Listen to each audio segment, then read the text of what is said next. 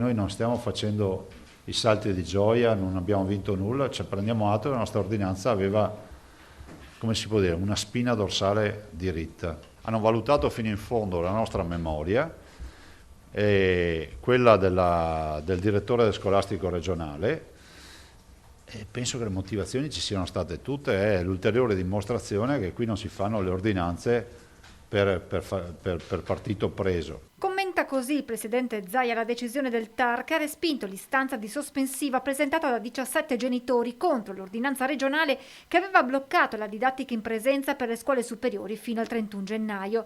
Per le famiglie e i legali che le hanno supportate in questa vicenda però la partita non è ancora chiusa. Ho ritenuto che le nostre ragioni non appaiono del tutto sfornite di elementi di fondatezza, quindi la questione è tutt'altro che decisa e quindi si deciderà all'udienza del 27. Il giudice della prima sezione del Tribunale amministrativo ha fissato un'udienza in Camera di Consiglio per il giudizio cautelare il 27 gennaio. La questione della sospensione del provvedimento è ancora attuale.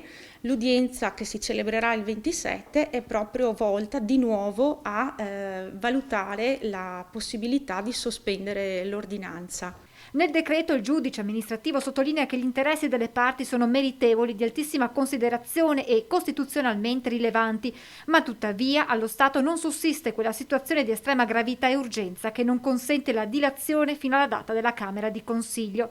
I 17 genitori hanno intenzione fino alla fine di far valere le loro ragioni. Ritengo che la scuola, come tutte le categorie economiche che non sono di inferiore o maggiore importanza, abbiano diritto ad un piano di rientro sicuro. Siamo molto fiduciosi perché da quello che non da tecnico ho letto nel ricorso mi sembra che il TAR abbia colto il problema e quindi ci aspettiamo una soluzione.